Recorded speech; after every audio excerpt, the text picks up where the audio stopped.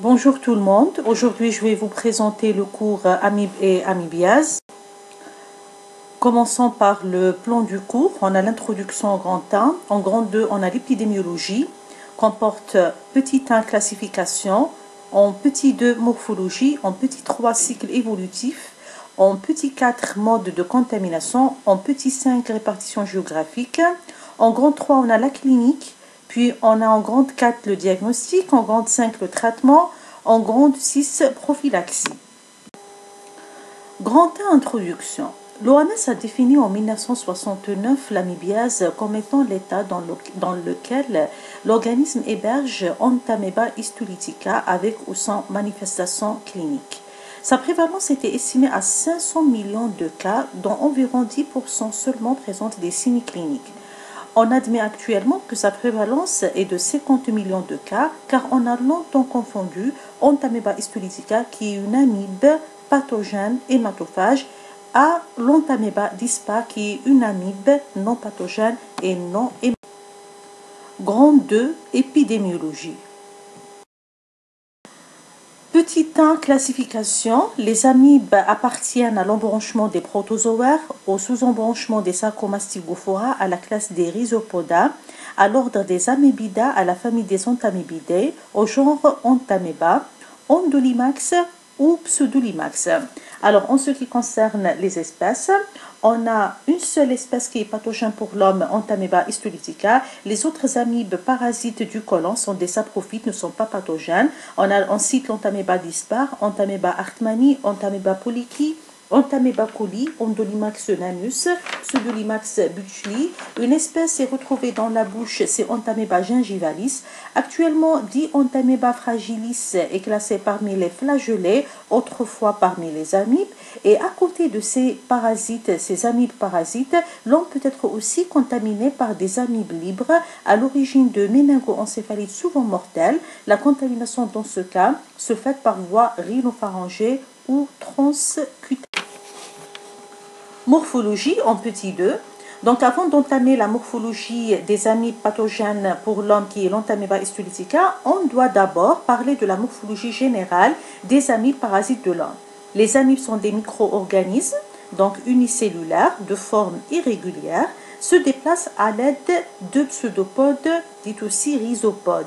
Les amibes sont constituées d'une seule cellule, des protozoaires, avec un cytoplasme parfois divisé en deux parties. Ce qui est en périphérique, c'est l'ectoplasme qui est hyalin, et ce qui est à l'intérieur, c'est l'endoplasme qui est granuleux, renferme le noyau, ainsi que les inclusions alimentaires, donc très riches en nutriments et en bactéries. L'identification des différentes espèces repose sur l'aspect microscopique du noyau. Dans le genre Entamoeba, le noyau est constitué d'un petit caryosome central entouré d'une croutelle de chromatine périphérique. Et dans les autres genres, Pseudolimax et Endolimax, le noyau est dit de type Limax, constitué d'un caryosome, donc qui est gros. C'est le seul constituant du noyau. Il peut être central ou excentré. Les amibes se rencontrent sous deux formes. On a la forme végétative, appelée aussi trophozoïde, présente un contour irrégulier, jamais bien marqué, mobile grâce à des pseudopodes. Alors cette forme se nourrit et son cytoplasme est granuleux, contient de nombreuses vacuoles digestives remplies d'inclusions alimentaires ou de bactéries. La forme kystique, c'est la forme de résistance, c'est la forme de transmission de la maladie. Donc c'est une forme qui est entourée d'une coque épaisse et réfringente. Elle ne se nourrit pas et son cytoplasme est hyalin et homogène. Passons maintenant à la description morphologique des amibes pathogènes pour l'homme, Entamoeba histolytica. Donc cette dernière se présente sous trois formes. On a l'Entamoeba histolytica, la première forme végétative. Deuxièmement, l'Entamoeba histolytica type minuta, c'est la deuxième forme végétative. Et on a la forme kystique.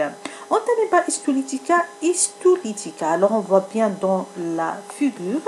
Donc c'est une amibe hématophage retrouvée dans les glaires sanguinolentes ou les crachats rectaux émis par les malades atteints d'amibiase aiguë. Donc à l'examen microscopique, alors ces amibes ont une taille de 20 à 40 microns, possède un ectoplasme qui est hyaline et un endoplasme qui est granuleux, contient de nombreuses vacuoles dans lesquelles se retrouvent les hématies digérées. Ce sont des amibes hématophages. Le noyau est bien arrondi, contient un petit caryosome central et une croutelle de chromatine périphérique. Ces amibes se multiplient activement par ses séparités, donc dans la paroi colique, et son pouvoir pathogène est lié à son pouvoir d'adhésion, donc aux cellules cibles, et sa capacité de produire des enzymes lytiques. Après avoir détruit les différentes couches cellulaires intestinales, elle peut être entraînée par voie sanguine vers les autres organes. Cette forme hématophage ne s'enkyste jamais. Si l'état intestinal se modifie ou après un bon traitement, elle se transforme en amibe de type Minuta non hématophage. La forme Minuta, donc elle vit en commensale au niveau du tube digestif, elle n'est jamais hématophage. Alors retrouvée chez les porteurs sains et les convalescents, sa taille varie de 15 à 20 microns de diamètre, de forme plus arrondie. Le noyau est du même type, un petit caryosome central et une croutelle de chromatine périphérique. Donc, elle vit dans la lumière intestinale, phagocytant tout ce qui est débris alimentaires et de bactéries. Elle se multiplie par sessiparités comme l'Entamoeba histolytica type Minuta et après plusieurs divisions, elle peut être éliminée sous forme de kyste ou bien sous forme végétative dans les selles, donc voilà, où elle peut se transformer en Entamoeba histolytica dans des conditions bien précises. Passons au kyste. Le kyste, c'est la forme de résistance donc, et de contamination et de transmission de la maladie, mesure de 8 à 15 microns de diamètre, entourée d'une double membrane épaisse et réfringente et contient à maturité 4 noyaux avec parfois des bâtonnets à bout arrondi, dit aussi corps sidérophile. Donc, ou aussi les corps cristalloïdes, le cytoplasme brillant apparaît vide. C'est une forme de résistance qui peut survivre plusieurs jours dans le milieu extérieur quand les conditions sont favorables, humidité et température moyenne. Les kystes sont sensibles à la dessiccation et à une température supérieure à 55 degrés, mais ils résistent aux concentrations de chlore habituellement utilisées dans le traitement.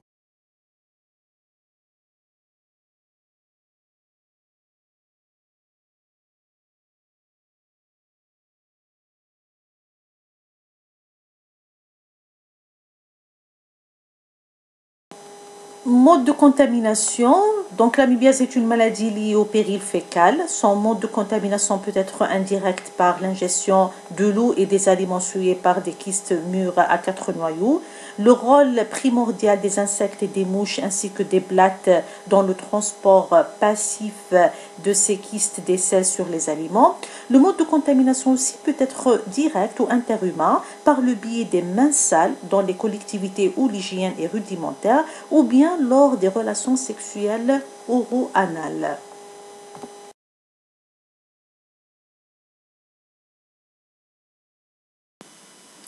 Cycle évolutif d'Entamoeba histolytica. Il existe 2 cycles dans l'amibiase.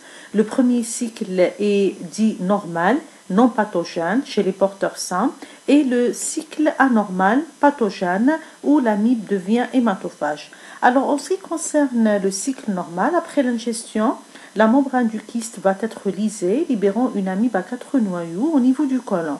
Chaque noyau se divise, aboutissant à 8 noyaux, et ces noyaux s'entourent d'un peu de cytoplasme pour donner 8 amibules, petites amibes, qui deviennent des amibes de type Minuta, vivant dans la lumière intestinale. Elles se nourrissent de bactéries ou de déchets et se multiplient activement par sessiparité. Après un certain nombre de divisions, elles s'arrondissent et deviennent des formes prékystiques, s'entourent alors d'une membrane épaisse pendant que leur noyau subit une double mitose en donnant ainsi un kyste mûr à 4 noyaux. Ces kystes seront rejetés dans le milieu extérieur avec les matières fécales, assurant ainsi la dissémination de l'amibe dans le milieu extérieur.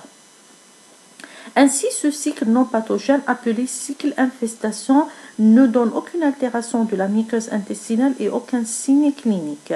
La présence de l'amibe minuta et des kystes dans l'intestin correspond à l'amibiase infestation.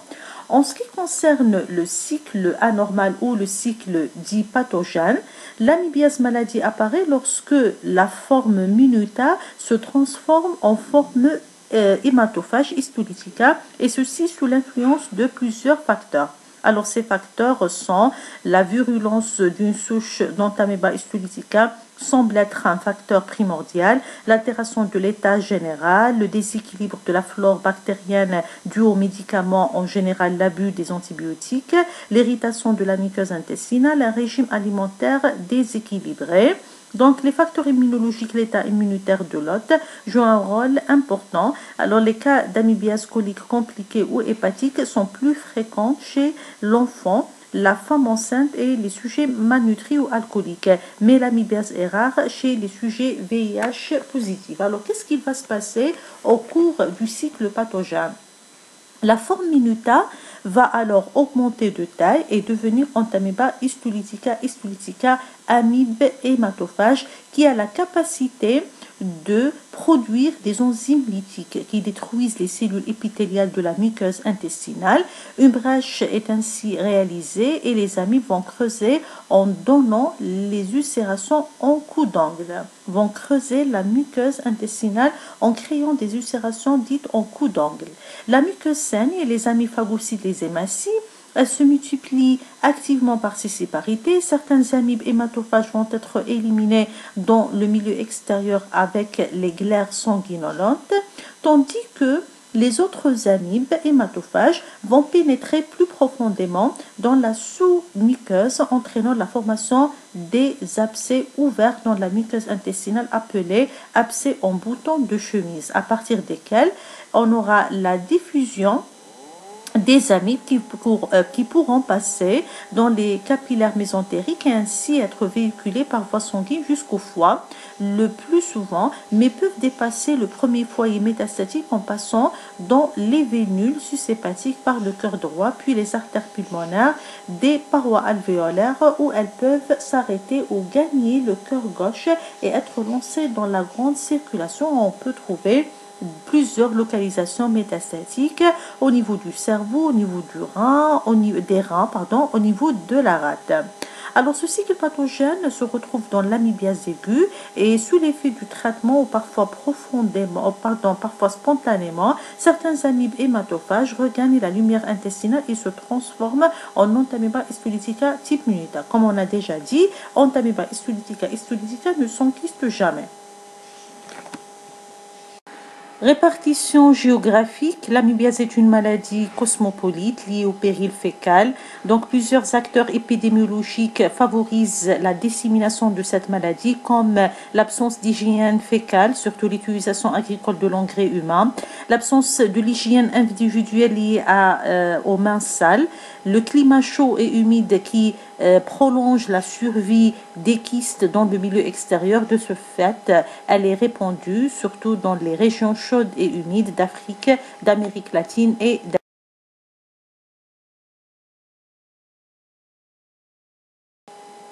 Donc, arrivons au tableau clinique. L'Entamoeba histolytica touche électivement le côlon. Donc, l'amibiase intestinale est le premier stade de la maladie. Alors, en ce qui concerne l'amibiase intestinale, on distingue 3 tableaux cliniques. Donc, en fonction de la sévérité, on a l'amibiase intestinale aiguë ou la dysentérie amibienne. Donc, qui commence par un début brutal, marqué par une asthénie, une anorexie, des diarrhées banales, donc des douleurs abdominales. Cette période ne dépasse pas 10 jours. Alors, et puis, ça vient le syndrome dysentérique qui se manifeste par des douleurs abdominales violentes, parcourant le cadre colique avec un maximum au niveau des 2 fosses iliaques.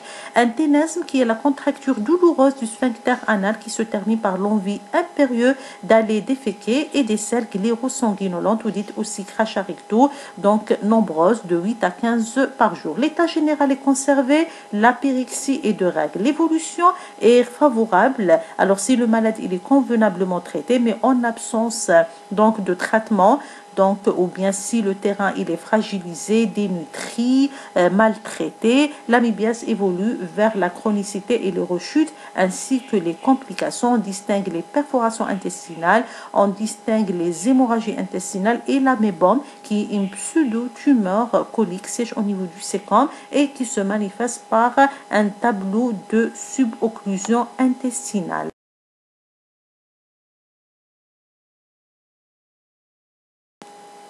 La deuxième forme intestinale, c'est la colite chronique post-amibienne. Alors, il s'agit de séquelles inflammatoires et neurovégétatives qui se présentent sous forme de diarrhée banale en alternance avec des constipations, donc avec des douleurs coliques modérées. Alors, dans ce cas-là, l'examen parasitologique des selles est le plus souvent négatif.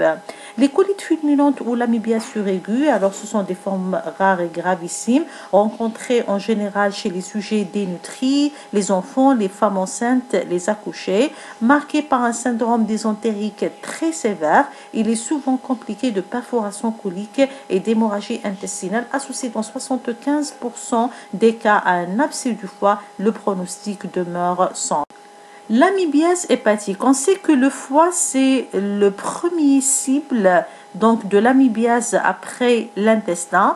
Donc l'amibiase hépatique survient à distance d'une amibiase intestinale aiguë. Donc le tableau clinique il est marqué par la triade de Fontan, marqué par des douleurs hépatiques constante d'intensité variable, augmente à l'inspiration profonde, elle irradie vers l'épaule droite en bretelle trop serrée et vers l'omoplate. La fièvre est en général élevée de 39 à 40 degrés, parfois oscillante au stade de l'abcès amibien, accompagné d'une altération de l'état général, asthénie, amaigrissement, les yeux sont cernés, le teint est gris. Et l'hépatomégalie à surface lisse, de consistance ferme et de volume variable, elle est douloureuse à la palpation et à l'ébranlement provoqué. Donc un syndrome pleuropulmonaire de la base droite peut être observé.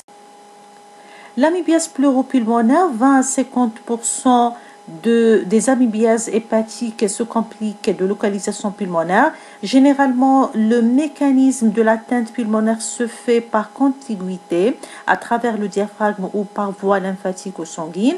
Donc, on peut observer plusieurs tableaux cliniques comme les épanchements pleurales ou dites aussi pleurésie purulente amibienne, un abcès du poumon siégeant généralement au niveau du lobe inférieur droit, une fistule broncho-alvéolaire.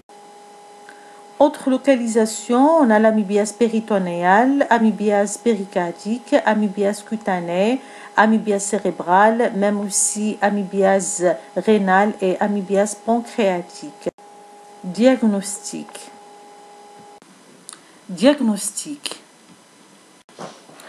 Alors, on va commencer par le diagnostic de l'amibiase intestinale. Le diagnostic de certitude est basé sur l'examen coproparasitologique des selles qui permet de mettre en évidence les différentes formes d'Entamoeba histolytica. Les deux formes végétatives, Entamoeba histolytica type histolytica, qui est la forme hématophage qui se trouve dans la glaire sanguinolente, Entamoeba histolytica type minuta, qui est la deuxième forme végétative, et les kystes.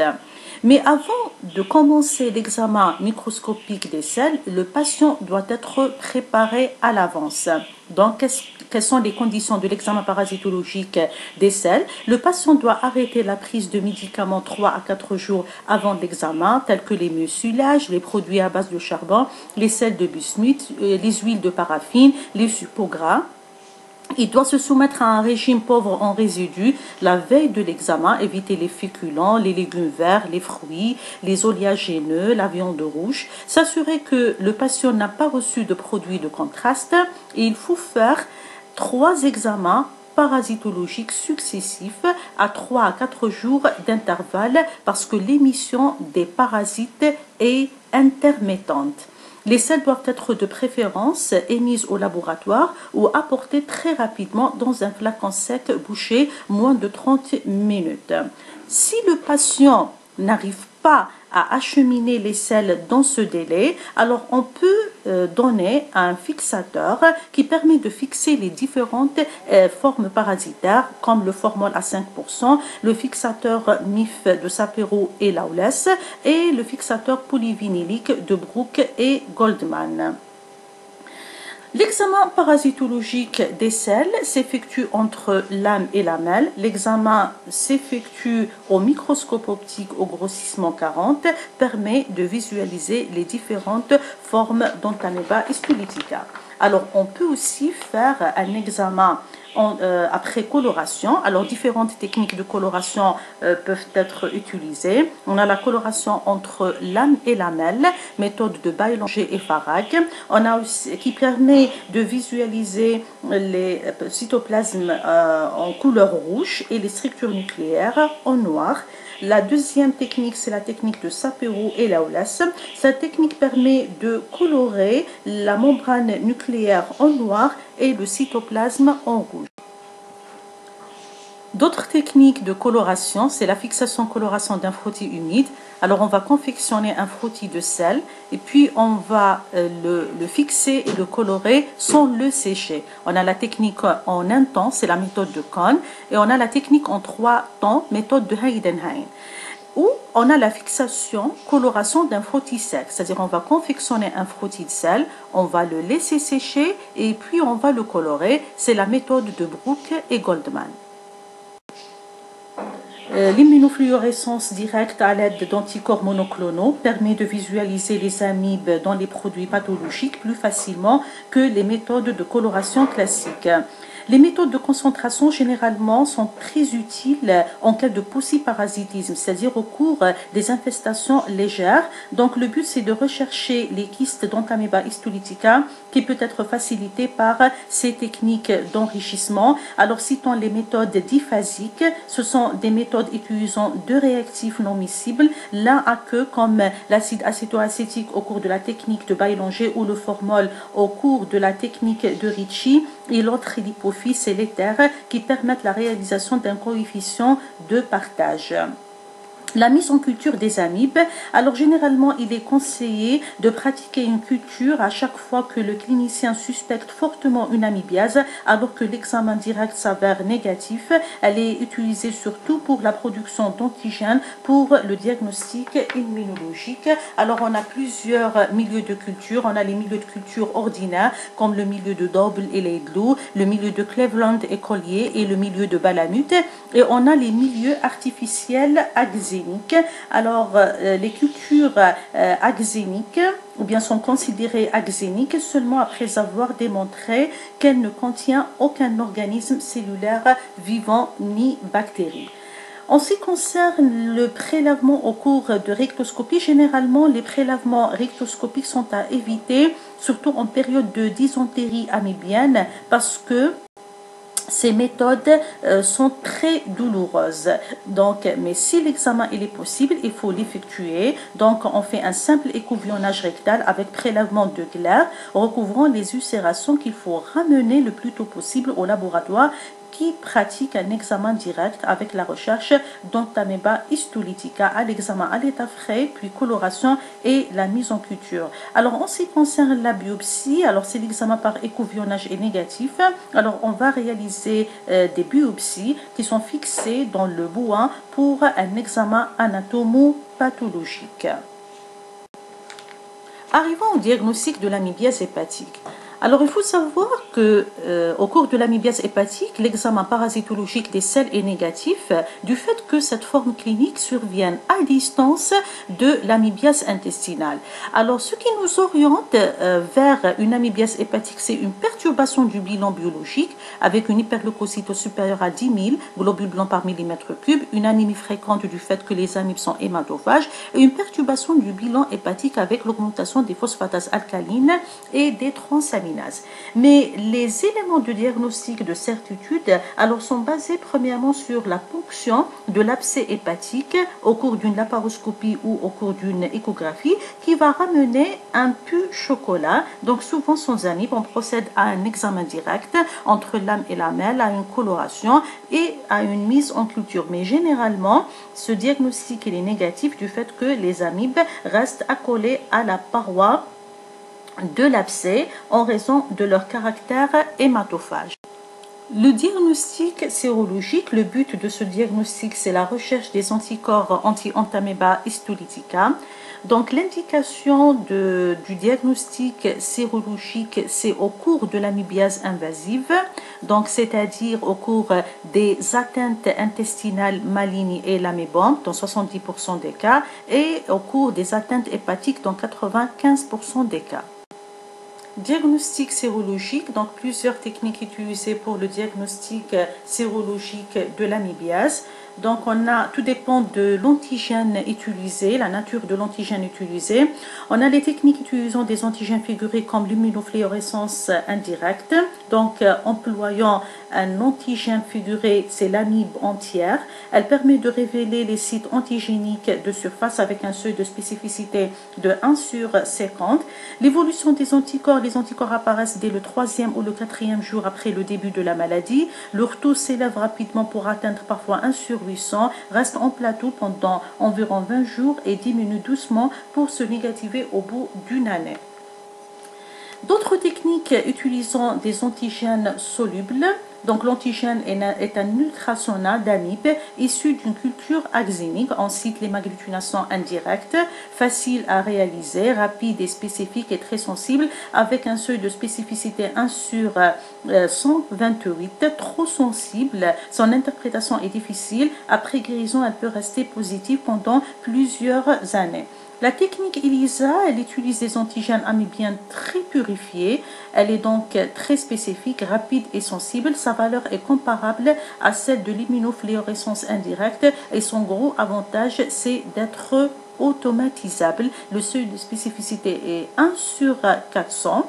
D'autres techniques, on a les techniques de précipitation comme l'immunoélectrophorèse. Les antigènes parasitaires étant fractionnés par migration électrophorétique, on a pu mettre en évidence un arc de précipitation très spécifique. On a aussi l'électrocinérase.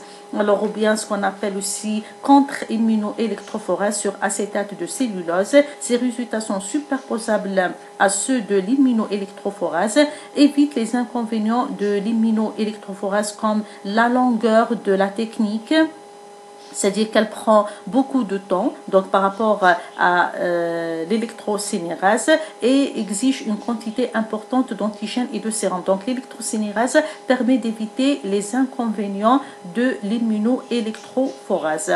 Autre technique peut utiliser comme le test au latex, l'agglutination sur lame de particules de latex sensibilisées par l'antigène total. C'est une technique simple, rapide, mais qualitative, utilisant pour le dépistage seulement. Les copro-antigènes ou la recherche des antigènes amibiens qui se fait par la technique ELISA, plus sensible que l'examen coproparasitologique. Alors c'est intéressant, confirmer le diagnostic d'une amibiase invasive, étude des séquelles d'une infection entamoeba histolytica, marqueur de l'évolution de la maladie. En zone d'endémie, la sensibilité de cette technique est supérieure à l'examen coproparasitologique des selles, mais ce n'est pas une technique de routine. Enfin, on a la biologie moléculaire. C'est une technique qui est utilisée dans les laboratoires de recherche parce qu'elle est très coûteuse. Donc, elle permet l'utilisation d'oligonucléotides spécifiques, permet d'identifier les souches pathogènes après une culture ou directement sur celle. L'utilisation de souches nucléiques et la détection des antigènes spécifiques de surface sont d'excellentes méthodes pour la différenciation entre souches pathogènes et non pathogènes à partir de la culture. Le traitement de l'amibiase, alors en ce qui concerne l'amibiase intestinale et bien plus précisément crise de dysentérie amibienne, donc on utilise le metronidazole qui est le flagelle, un amibicide mixte tissulaire et de contact, agit au niveau de la lumière intestinale et au niveau de la muqueuse intestinale. Il existe sous forme de comprimés dosés à 250 mg, des solutés buvables et des solutés pour perfusion IV. La dose moyenne c'est de 30 à 40 mg par kilo et par jour, soit 1,5 à 2 g par jour pour les adultes. La durée de traitement c'est de 7 à 10 jours et puis on donne une cure de consolidation par un amibicide de contact. On a le choix entre la nifuroxacide, l'ercéfuril, l'umagel, l'umata. Alors on peut utiliser aussi autres dérivés nitroimidazolés pour le traitement d'attaque comme l'ornidazole, le tinidazole, le cycnidazole par voie IV ou orale. L'amibiase intestinale des porteurs sains, dans ce cas-là, il n'y a pas la forme hématophage entamoeba histolytica. Le traitement, il est à base d'un amibicide de contact, ça suffit largement. Alors, on a le choix entre l'umagel ou l'ercéférul. En ce qui concerne l'amibiase hépatique, on distingue deux stades. Le stade de l'amibiase non collectée, dans ce cas-là, l'échographie est normale. Le traitement est identique à celui de l'amibiase intestinale. On peut donner le metronidazole, donc pendant 7 à 10 jours, une dose de 30 à 40 mg par kilo et par jour, soit 1,5 à 2 g par jour. Et le deuxième stade, c'est l'abcès collecté. Dans ce cas, l'échographie va montrer une image hypoéchogène au niveau du foie. Donc, le traitement, d'abord, on va commencer par un traitement médical pendant 1 mois. En cas d'échec, donc, on passe au drainage chirurgical. La prophylaxie, donc l'amibiase est une maladie liée au péril fécal. La prophylaxie consiste à traiter les réservoirs de parasites, c'est-à-dire les porteurs sains, d'améliorer l'approvisionnement en eau, la mise en place de latrines, de ne pas utiliser l'engrais humain en agriculture et de protéger les sujets sains en suivant les règles d'hygiène ou la prophylaxie individuelle, de bien laver les fruits et les légumes, de bien se laver les mains et de faire bouillir l'eau en zone d'endémie.